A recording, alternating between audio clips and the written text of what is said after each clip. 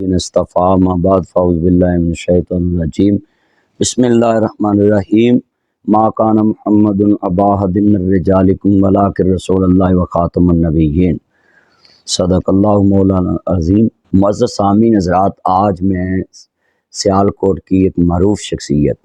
عظیم مذہبی اسکالر علامہ عبدالحمید چشتی صاحب دامت برکاتہم العالیہ مدظ العالی، یہ نوجوانوں میں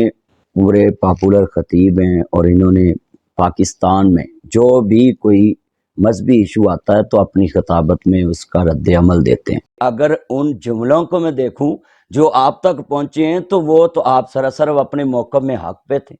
تو ہم اپنا موقف آج ان کے سامنے دیا ہے اور یہی سٹیجوں پہ میں موقف دیتا ہوں پورے پاکستان میں کہ جس کا یہ عقیدہ ہے کہ حضور کے بعد کوئی نبی آئے گا وہ بھی دائرہ اسلام سے خارج ہے، اور جو ان کے بعد کسی کو نبی مانے اور ان کی سہولت کاری کرے وہ بھی دائرہ اسلام سے خارج ہے اور دنیا کا بدترین کافر ہے۔ ہم تو اس نعرے کے قائل ہیں، ساری دنیا میں نگاتے ہیں کہ تاجدار ختم نبوت زندہ باد زندہ باد، اور یہی نعرہ ہمارا جنت کا ذریعہ بننا ہے۔ دیکھیں ہمارے عمل میں کمی ہو اللہ ہمیں معاف کر دے گا اپنے نبی کریم صلی اللہ علیہ وسلم کی شفاعت سے، مگر جس کے عقیدے میں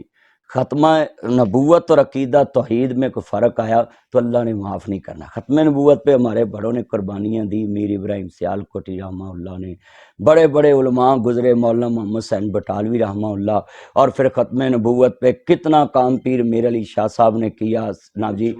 پیر جماعت علی شاہ صاحب، پھر سیالوی صاحب، سرگودا سے پیر سیال صاحب، جتنے بھی بڑے بڑے علماء کے ہم نام لیں تو آپ پیر اللہ الدین صاحب، ڈاکٹر طاہر القادری صاحب کے وہ مرشد ہیں، سبھی نے ختم نبوت پہ کام کیا۔ تو اور میر المجاہدین سب سے حال اس صدی میں سب سے زیادہ ختم نبوت کا نعرہ جو آپ کو نظر آیا، یہ حالیہ نموس رسالت کا جب مسئلہ بنا، جب ترمیم کا مسئلہ بنا ختم نبوت پہ، تو سید جی محترم شیخ الحدیث جی مولانا خادم حسین رضوی صاحب، مولانا سعد رضوی صاحب کے والد صاحب، جنہوں نے مولانا صدیق ہزاروی صاحب سے، مولانا جناب عبدالستار سعیدی صاحب سے، مولانا عبدالقیوم ہزاروی صاحب سے دین سیکھ کے اور لوگوں تک قال قال رسول اللہ صلی اللہ علیہ وسلم سٹیج پہ یہ حدیث کا کلمہ لے کر آئے، اور آج تک ان کے نام کے ساتھ عشق رسول کا نعرہ لگتا ہے۔ تو انہوں نے ختم نبوت پہ کام کیا، جس نے بھی کام کیا ہے اس کو عزت ہی ملنی ہے۔ تو انشاءاللہ ہماری تو عزت ہے ہی ختم نبوت کی وجہ سے کہ ہم ممبر پہ تب ہی بیٹھیں گے جب حضور کو آخری نبی مانیں گے۔ تو میں یہاں سب کو، پاکستان کے دوستوں کو اور حضرت صاحب کے جتنے چاہنے والے اور پوری دنیا کے مسلمانوں کو یہ اپیل کرتا ہوں کہ آپ کے پاس ہمارا موقف آ گیا ہے کہ ہم مرزے کو دنیا کا سب سے بڑا کنجر سمجھتے ہیں۔ اگر کسی نے آپ کے پاس کلپ کاٹ چھاٹ کے بھیجا ہے تو وہ کلپ جو قیامت کو وہ بھی دیندار ہوگا، اور اگر ہم نے ارادتاً وہ لفظ کہیں تو ہم اس دنیا میں بھی اور آخرت میں بھی اپنے اللہ کے اور اس کے رسول کے مجرم۔ کیا لفظ جو لیڈر کہا، وہ لیڈر میں آج بھی کلپ موجود ہے، میں اس کو لیڈر نہیں کہا، وہ کہا کہ ان کا لیڈر ہے، یہ لفظ کہا انہوں نے، یہ ان کے لفظ کاٹ دیے، اور میں ہاں جی میں تو ان کا لیڈر کیا، ان کے جتنے بھی لیڈر ہیں خلیفے سب کو کنجروں سے بھی بدتر کو اگر لفظ ہے تو دنیا کے زندیق کافروں سے بڑھ کے 6.5 ارب کافر اتنے پلیت نہیں جتنا میں ایک مرزئی کو پلیت سمجھتا ہوں۔ اور یہ جو لفظ ہے کہ ان کے لیڈروں کو ہم نے کیوں احترام کرنا ہے؟ ہم احترام کرتے ہیں حضور کے قدموں کی خاک سے لگنے والی خاک کا، ہم احترام کرتے ہیں حضرت محمد مصطفیٰ صلی اللہ علیہ وسلم کے غلاموں کا، حضور کے غلاموں کا جو غلام ہے ہمارا وہ امام ہے۔ عالم دین ہے سیالکوٹ کے، بہت بڑے عالم دین ہے پاکستان میں، جانی پہچانی سید، میری ملاقات ہوئی تو علامہ صاحب نے پھر رد عمل دیا کہ جو ناصر مدنی سے اس کلپ کی وضاحت سے پہلے ملاقات کرے ہم اس کا ساتھی اس کو تصور کریں گے۔ تو ہم آج کٹھے بیٹھ کر یہ وضاحت کرنا چاہتے ہیں کہ میرے بارے نہیں، پوری دنیا میں کسی کے بارے بھی آپ کو خبر ملے کہ کوئی آدمی قادیانیت کو نوازے یا مرزائیوں کے حق میں کوئی بات کہے یا ان کے سلسلے میں کوئی ان کو دے کوئی سہولت، تو ہم اس کو سہولت کار کو بھی اتنا ہی جرم کا شریک سمجھتے جتنا وہ کرنے والے ہیں۔ جو مکتبہ اہل حدیث سے وہابیہ سے تعلق رکھتے ہیں ان کا ایک کلپ جو ہمارے پاس پہنچا جس میں قادیانیوں کے سربراہ کو لیڈر مانا گیا، اور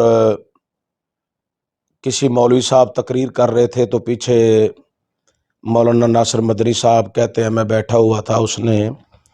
قادیانی کو کنجر کہا تو مجھے بڑی تکلیف ہوئی۔ آج جب ڈسکس ہوئی تو انہوں نے کہا کہ میرے کچھ ایسے الفاظ جو بعض لوگوں نے کاٹ کے آپ تک پہنچائے ہیں، ہم نے ان کی اس بات کو قبول کیا، اور انہوں نے آج خود بھی اس کے اوپر رد عمل دیا ہے، اور وہ مرزا غلام احمد قادیانی کو دیوس کنجر ہی کہتے ہیں، اور اس کے سہولت کاروں کو بھی وہ کنجر ہی تسلیم کر رہے ہیں۔ تو یہ بڑی خوشی ہوئی ہے ان کے الفاظ سن کے۔ میرا اور ان کا نظریاتی اختلافات وہ اپنی اپنی جگہ پہ برقرار ہے۔ ہم اہل سنت ہیں، حنفی ہیں، اور میں الحمدللہ گولڑوی ہوں، اور ہم اعلیٰ حضرت گولڑوی علیہ رحمہ اور اعلیٰ حضرت بریلی علیہ رحمہ، حضرت مجدد الافسانی شیخ سرہندی علیہ رحمہ، حضرت داتا گنج بخش علی حجویری علیہ رحمہ آپ کے نظریے کے پاسبان ہیں اور قائل ہیں، اور اسی پر اللہ ہمیں زندہ بھی رکھے اور موت بھی نصیب فرمائے۔ اور ہمیشہ ہم نے کلمہ حق بلند کیا۔ پچھلے دنوں میں ایک صاحب سے، ہمارے علامہ صاحب سے ان کی ملاقات ہوئی، جس کے اوپر میں نے رد عمل دیا، تو اس کے بعد یہ سلسلہ شروع ہوا کہ ملاقات میں بیٹھ کے بات کریں گے۔ تو آج یہ بات ہو گئی ہے، تو انہوں نے اپنی وضاحت مولانا ناصر مدنی صاحب نے بیان کر دی ہے، آپ لوگوں نے سماعت کی ہے، اور جو لوگوں تک یہ پیغام پہنچے گا ان کو بھی یقیناً تمام باتوں کی آگاہی ہو جائے گی۔ بحمدہ تعالی میرے قبلہ والد گرامی علامہ مولانا محمد حنیف چشتی مدث اللہ علی، محتمم جامعہ چشتیہ رضویہ ضیاء القرآن راہوالی ضلع گوجرانوالہ، آپ نے جو میری تربیت فرمائی ہے، اس تربیت کے حوالہ سے ہمیشہ کلمہ حق بیان کیا ہے، اور جہاں پر بھی بیان کیا ہے بحمدہ تعالی صحیح معنوں میں میدان عمل میں اتر کر بیان کیا ہے۔ تو آج بھی جو رزلٹ ہے وہ آپ کے سامنے ہے کہ اسی کلپ کی بنیاد پر ناصر مدنی صاحب میری رہائش گاہ پہ آج تشریف لائے ہیں، اور وہ پہلی ملاقات جو کسی ایک صاحب سے ہوئی تھی تو میں نے اعتراض کیا تھا، تو آج اس کے ازالے کے حوالہ سے بھی، اور مرزا غلام احمد قادیانی دیوس، مکار، فریب اور شیطان جیسی خباثت دنیا میں پھیلانے والا، اس کے متعلقہ جو جملے آج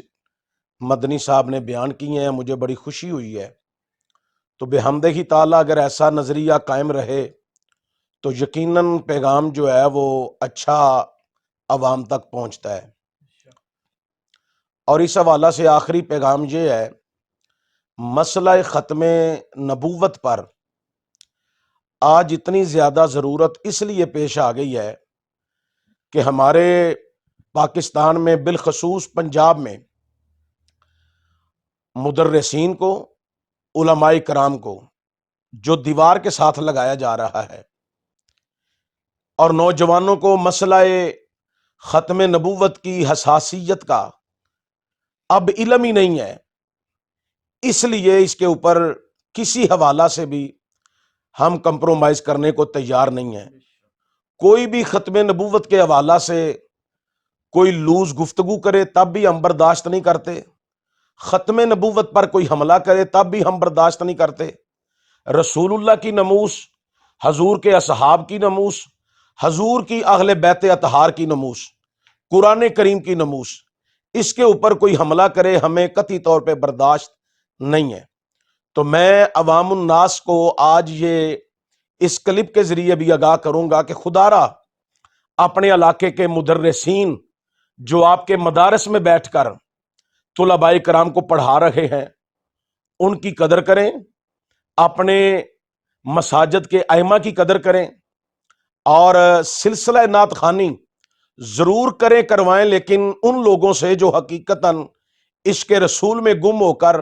رسول اکرم صلی اللہ علیہ وآلہ وسلم کی ثنا خوانی کرتے ہیں۔